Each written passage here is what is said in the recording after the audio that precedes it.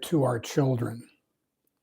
I'm Dhamma Bum, and I'll be your guide for today's guided meditation. Today is Friday, August 21st, and our topic is Maps Are Not the Terrain.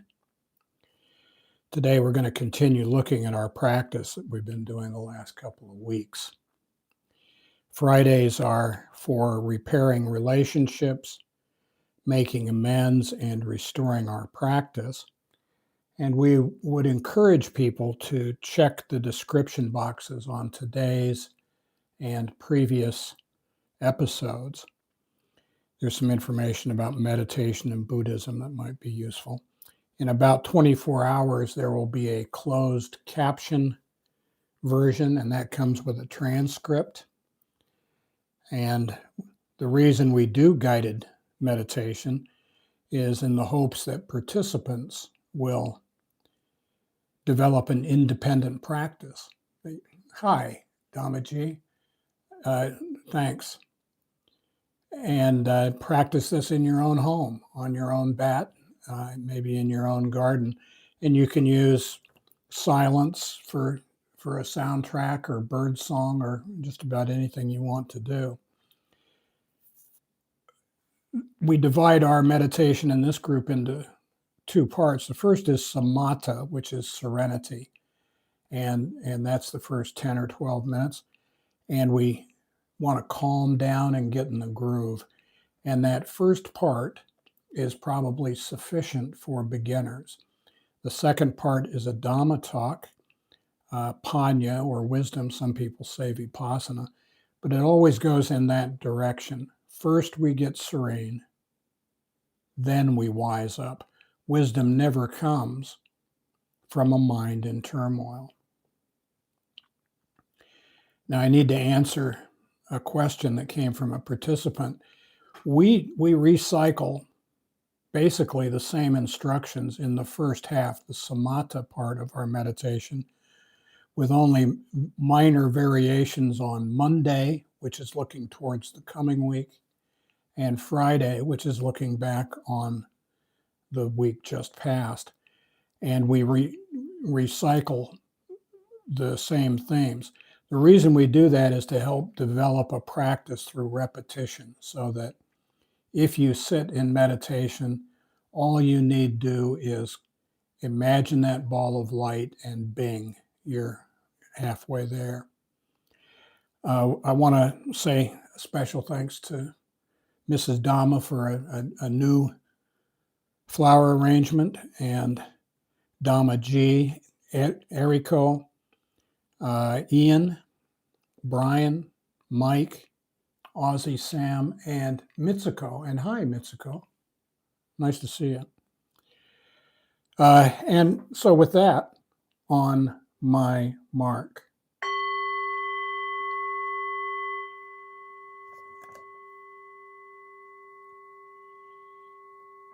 Please find yourself in a quiet spot, spine straight, shoulders back. Lower your chin towards your chest and let your hands rest gently in your lap or on your thighs or your knees. Close your eyes and your mouth and imagine a ball of white light, an inch or two, 3 to 5 centimeters beneath your nostrils. Breathe in through your nose. Watch it go down past your heart to your stomach and back out the same way. Breathe in through your nose. Watch it go down past your heart to your stomach and back out the same way. Just smooth, natural breaths for you.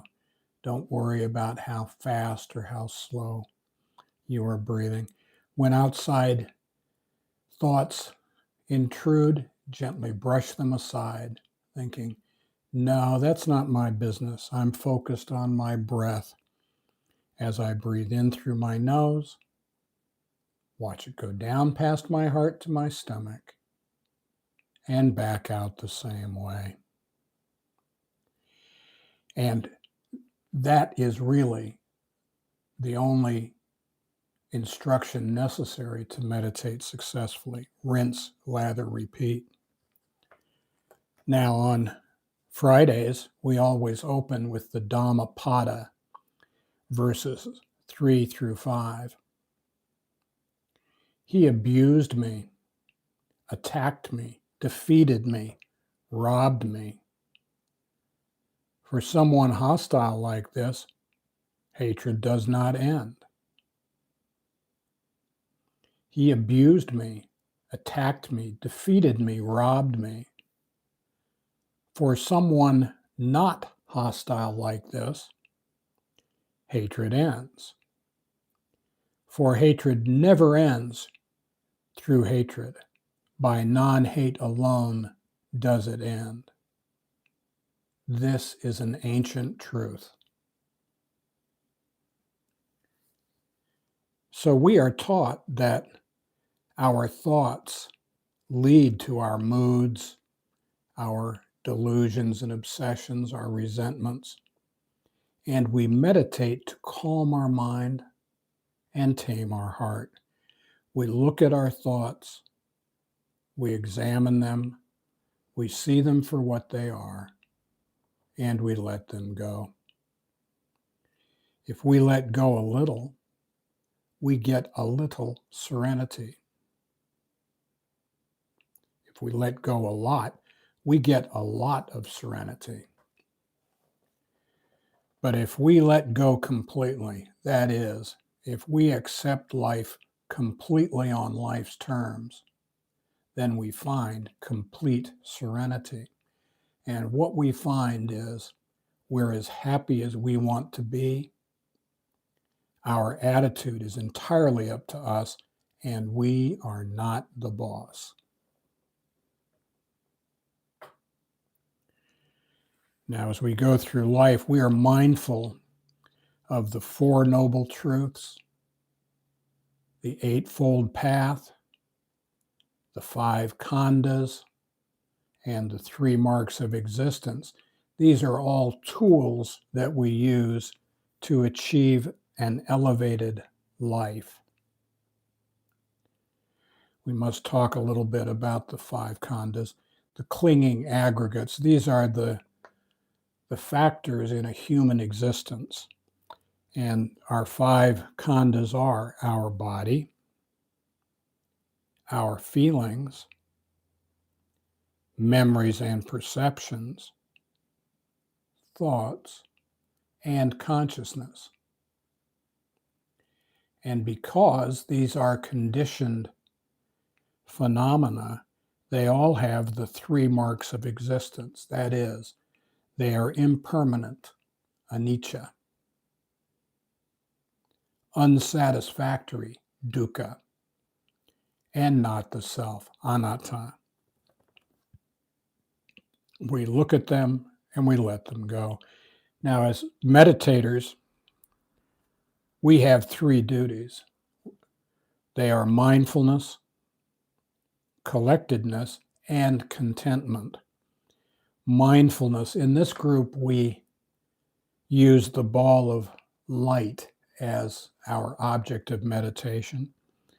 And we also listen to the Dhamma talk in the second half, not to get attached to the words, but to let the words wash over us and seep into our consciousness. Our second duty is collectedness, or some say concentration. And this just means that when outside issues intrude, not if, they will intrude. When outside thoughts crowd in, we gently brush them aside, thinking, no, that's not my business. I'm focused on my breath. And our third duty is contentment. We have a responsibility to our partner, to our community, to our family, to the universe, to be content now. We are either, however we are right this second is how we are. If we are calm, copacetic, peaceful, content now, that's the kind of people we are. On the other hand, if we are restless, irritable, discontent, fearful, that is the kind of people we are. So I guess in a word, mindfulness, collectedness, contentment, you could say bliss. And if we can be blissful for just a few seconds during today's guided meditation, then as we go through the weekend and look back on our previous week, we can stitch together these little bubbles of bliss and draw them out from seconds into minutes, into 10 minutes. And before we know it, we look up and, holy cow, it's been an hour since I had an angry, resentful, fearful thought. How'd that happen? Well, how indeed.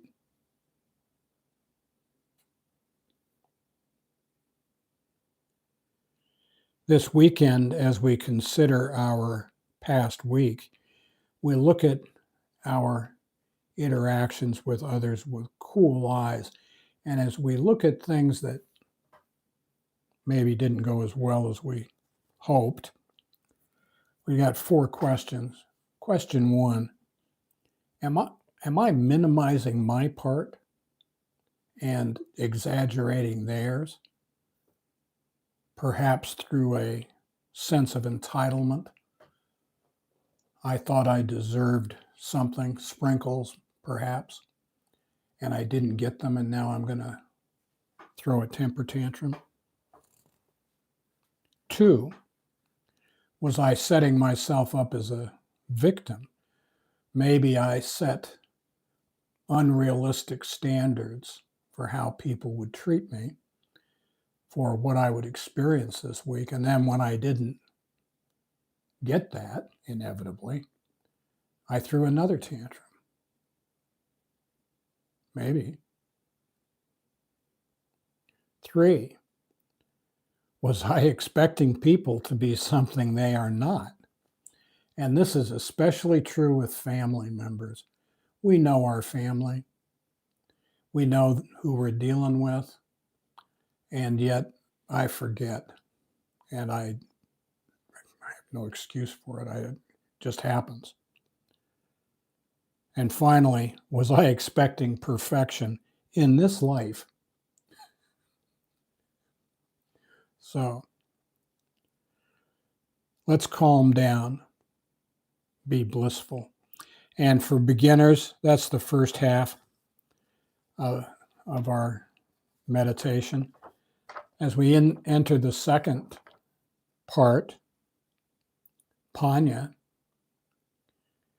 which is wisdom, today we're going to continue looking at our practice. You know, the Dhamma is not what we know, it's what we do.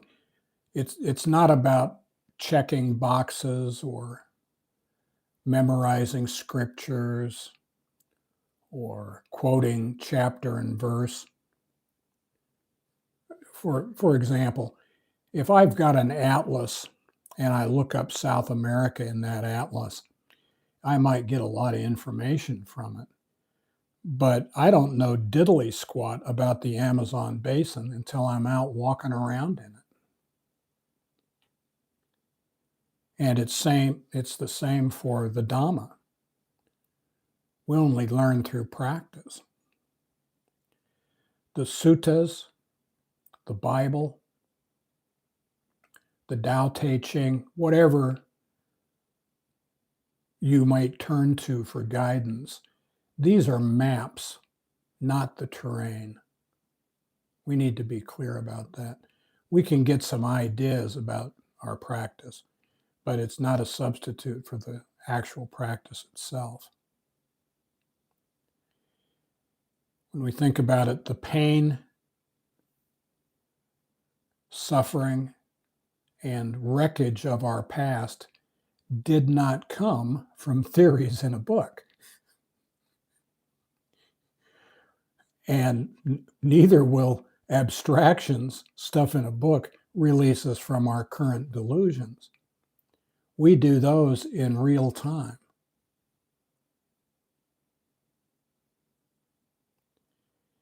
The only actions we get in our lives come from actions we take. The noble ones invite us to take the principles of their teaching and put them in practice in our daily life. They ask us to experience it for ourselves. They can explain it to us, but they cannot understand it for us. We have to examine it and understand it for ourselves. We can put this another way. If you were the judge of a baking contest, would you award prizes based on the recipe, or would you taste the cake? And that's our point. The recipe may be very clear and concise and excellent handwriting, but what does the cake taste like? We would invite you to taste the cake, but don't take our word for it either. Try it and see. Try meditation on your own.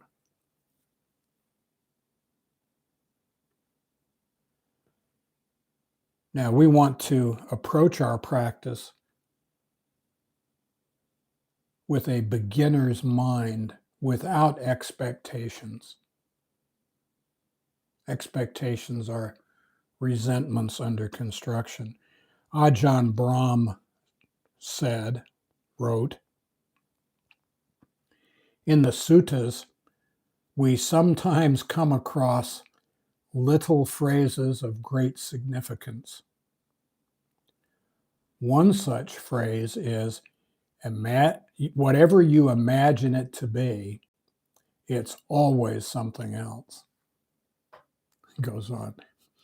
This is one of the most profound descriptions of the Dhamma we can find. Whatever one conceives it to be, it's going to be something else. And this is true for us. Whatever we imagine the process of meditation to be, we have no idea until we actually practice it. Very little is said in the suttas, some people in Sanskrit sutras. There's very little said about how to meditate. There's very little said about nirvana in Sanskrit, nibbana in Pali. They just point the direction and say, go over there. And that's because it's got to be a personal experience. Doesn't matter what our teacher thinks. It's what we do.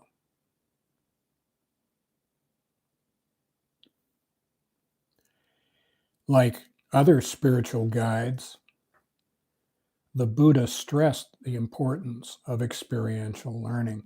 He urged us to take these principles out of his discourses and to try them out in our own life and judge for ourselves if it's true or not. One day while he was teaching, he turned to Sariputta and said, Sariputta, do you believe this? And Sariputta said, no, I don't yet believe it. And he said, ooh, very good, Sariputta. You are one with wisdom. And hope we can all be like Sariputta. Ajahn Chah said this in response to a question about meditation. He said, until we're able to stop our mind, until we reach tranquility, the mind will just continue as before. It's for this reason that the teacher says, quote, just keep doing it. Keep with the practice, unquote. Maybe we think, quote, if I don't know yet, if I don't understand, how can I do it, unquote. Ajahn Chah says, well, if we practice without stopping, we'll begin to think about what we're doing. We'll start to consider our practice. Wow, I don't get it. Well, try it and see.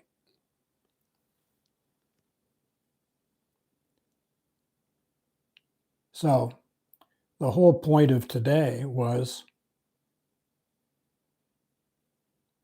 that the map is not the terrain, that we need to do it. So let me return to the beginning. This is how we practice meditation.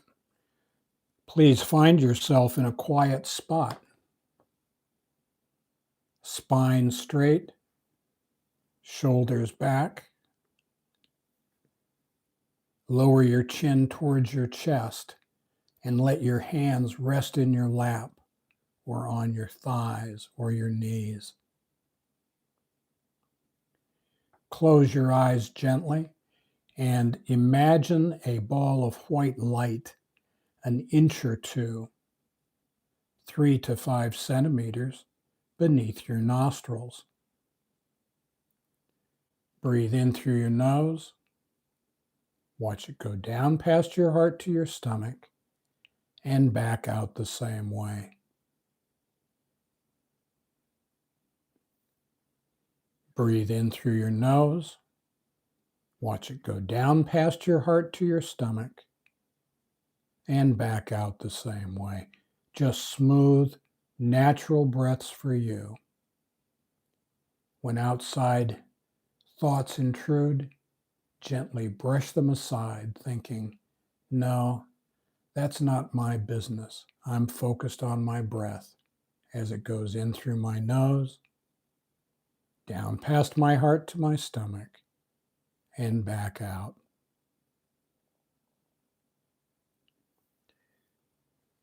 So today,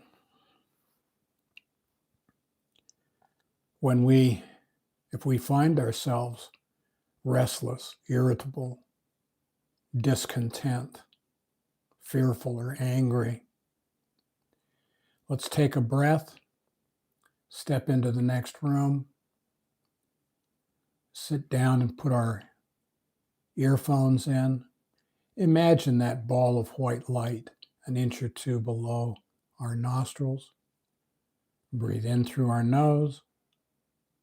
Watch it go down past the heart to the stomach and back out the same way.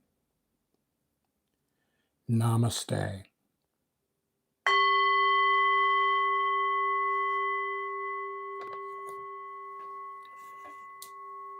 Okay. Thank you very much for coming. Dhammaji, nice to see you. Mitsuko, nice to see you too. Our next meditation will be on Monday, August 24th at 8:45 a.m. Japan time. It's always Japan time. And if you're already here, you know how to get here. If you're listening afterwards, most people don't come to the live stream because they're busy and they've got jobs. But if you're looking for how to join a live stream, if you look in the description box for today on the Daily Dhamma channel on YouTube for today, August 21st, in that description box, you will find, right back at you, Dhammaji, you will find a 3-part procedure for how to get into the live stream. And it's not necessary, but we really enjoy having you here. And gets us rolling. Tomorrow, the super thanks button will be available again. If you feel like this was useful, consider giving us a super thanks. The closed caption version and transcript will be available also. It takes about a day. Tomorrow about this time, I would guess. And if this was useful, please subscribe, give us a like or a comment, share this with others. And thank you very much for coming, and we will see you all again on Monday, if not before. Namaste.